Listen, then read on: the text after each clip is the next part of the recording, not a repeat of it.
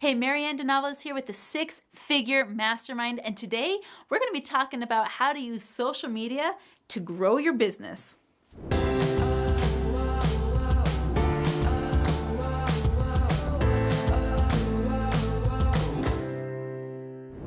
Hey, Marianne DeNovellis here today, and we are discussing how to use social media to promote your business. Now, let's take a look at social media. We've got Facebook, probably one of the biggest social media platforms in the world. You've got Instagram, which means double dipping because Facebook owns Instagram. On top of that, you've got Twitter. Twitter is huge. You've got unlimited followers on there. You've got celebrities that use Twitter openly all the time. You've also got things like LinkedIn. You've got Pinterest. There seems to be an unlimited number of social media platforms. The question is, if you're going to build your business and you know that so many people are online nowadays, how do you use social media to build your business? Now, the biggest thing people come up against is, how do I use social media to build my business because I'm not sure how to interact with people without seeming salesy, without coming across as, oh, I'm just trying to leverage this and swipe people out and get their cards out and get something from somebody. That's where most people get hung up. But if you do it right, it can actually be the most profitable way for you to create your income as an entrepreneur. I use Facebook and other social media platforms for my own income, and I gotta tell you, between 80 and 90% of all of my income comes from posts I made on social media. So the question is, how do we do it? And how do we do it in a genuine, authentic, and real way? First things first, you have got to grow your following online. Some things are really helpful to know about Facebook. Facebook is primarily my resource for growing my following online, although I do use other platforms. I do have an Instagram account, I do have a Twitter account, but Facebook is like my home base because it feeds so many others. One thing that you need to know when you're using social media is that you need to cross-pollinate. Which means if you have a LinkedIn account, if you have a Pinterest account, if you've got an Instagram account, if you've got a Facebook account, they all need to be talking to each other. If you've got a blog, all of those links need to be on your blog. So if someone finds you on Facebook, they can go connect with you on Instagram. If someone finds you on LinkedIn, they know how to find your blog or your website. All of your social media platforms need to be in communication with each other so that people can find you wherever they go. There is a direct correlation with the amount of time people get to spend with you and the number of purchases that they will make with you. The number of dollars they will spend with you is equal to the amount of time they have to spend with you. The more time they get to spend with you, the more dollars in your pocket. So here's what it means. Facebook will allow you to have up to 5,000 friends on your personal wall. Now that's a cap, that's a limit, and many of you are not there yet. I'm going to encourage you to get there, and here's a couple ways you can do that. One of my favorite ways to grow my following on social media and to build my personal profile up to 5,000 is to go into Facebook groups. Now, before you even start thinking about pitching your business there, before you even have permission to do that, you need to become a trusted figure within those groups. There are two different kinds of groups on Facebook. The first kind is interest groups. Interest groups are relevant to whatever it is that you're interested in. And I can promise you, if you have an interest, there's a Facebook group for that. If you love rabbits, there's an interest group for that. If you love to dance, there's an interest group for that. If you're into photography, there's an interest group for that. There's probably a left-handed lawnmower operator's manual interest group on Facebook. You're going to want to find the interest groups that are relevant to your personal interests and join the groups. Be a part of the conversation in those groups. Offer advice and tips when questions are asked. Post your own questions in the group. Make sure that you are actively commenting on other people's posts and on your own posts. And always, always, always make sure to read the guidelines and discussion rules once you're inside a Facebook group so that you are in good standing in the Facebook group. Be a part of the community there. You'll never know how someone in the Facebook group would connect with you and your business just by being a friend in the mutual interest group. The second kind of Facebook groups are support groups. Support groups range from everything you can imagine. Let's say that you're a mentor or you're a business owner that offers a service, and you have a support group that is relevant to your service. For example, if you're a relationship coach, there are relationship support groups online, specifically marriage support groups, specifically trauma support groups. Let's say you're a mentor who helps people learn how to cook better. There are vegan support groups. There are support groups for people that have diet restrictions. There are support groups for everything that you can imagine where a service would be helpful. You're going to go into those groups and once again, be part of the conversation. And here's something that people will often not do, but if they will do it, it will boom their business massively. What you're going to want to do on Facebook, specifically in those groups, is deliver content with no strings attached. And when I say deliver content with no strings attached, you can probably understand why very few people will actually do that. Because they see their content is valuable, and it is, but if it's not in front of anyone, there's no value to be taken from it. The old adage, try it before you buy it, this is someone's opportunity to try you before they buy you.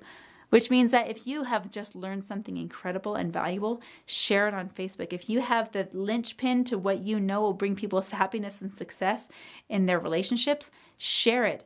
Share your knowledge. Share your information. All of the information that I have, it's free. My time is what costs money. So if you want to spend time with someone, that's where the investment transaction needs to be made.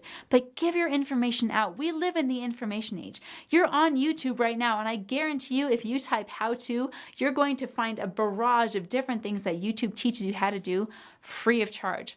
It almost makes a college education obsolete because I'm sure you could learn to do anything you ever wanted on YouTube. Yet, have you? No, that's why we still have colleges. That's why we still have education. So give your value away so that people can connect with you and find you as a trusted and knowledgeable business owner. As far as social media goes, you've got two different ways to show up. You can show up in a personal level or professional level. There are different platforms that you get to do that. LinkedIn, for example, is a very professional level platform. Instagram is a very personal level platform, and you can leverage both for your business. Facebook has a beautiful combination of both. You have your personal page where you can grow up to 5,000 friends, and there's also an option for you to have a Facebook fan page. What your Facebook fan page is going to enable you to do is not limit your influence to your 5,000 friend mark that you may have with a personal page. Your Facebook fan page is unlimited. As many people as want to can like, follow, and be a part of your content on a regular basis. And here's what's so beautiful about your Facebook fan page. You have the opportunity to create massive value, have massive shareability, and massive growth by creating valuable content. What your Facebook fan page will also enable you to do is create events. When you create an event using your Facebook fan page, you have the opportunity to invite as many of your fans as you want to that event. Facebook fan pages have a different stigma than regular personal profiles on Facebook. If I'm a person on Facebook and I see a Facebook fan page, I understand already that that's a business. That's a business that's going to ask me to take part in their business. That's a business that's going to make posts. And I feel okay with that because I know exactly what it is.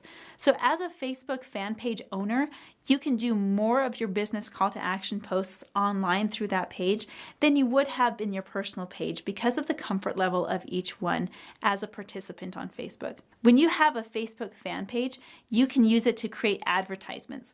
This is one thing that's so fun that Facebook does. Let's get into the nitty-gritty of this for just a moment. Facebook knows almost everything about you. Because the way the internet works and the way Facebook is integrated with it, Facebook will use what are called cookies to help understand what's relevant to you. If you know anything about Facebook, you know that it wants you to stay comfortable there. So Facebook will do everything within its power to create a happy, safe environment for you, which means that it's going to want to know what you're interested in. On everyone's phone, if you have a mobile device, that phone has a GPS tracking system to show where you go often and what you do often. It shows where you live. It shows what you're looking up. Maybe some of you have experienced the phenomenon of having looked up for a product or service online. I'll remember when this happened to me. I was remodeling my house and I needed a very specific door to replace the door in my bedroom. And I looked for one that had the 2-panel, it had the wood texture on it, and all these specific things. And I was looking on a home improvement website for this door. And when I found it, I was doing some shopping and I did some word searches and I looked on several different venues. And then later that day, I went over to Facebook to check on my notifications. Do you have any idea what showed up on my Facebook ads? It was that door that I was looking on another website on, different time in the day, had no connection whatsoever, or so I thought. Facebook is tracking what all of us do. It tracks how we behave. It tracks what we look up. It tracks what we search for.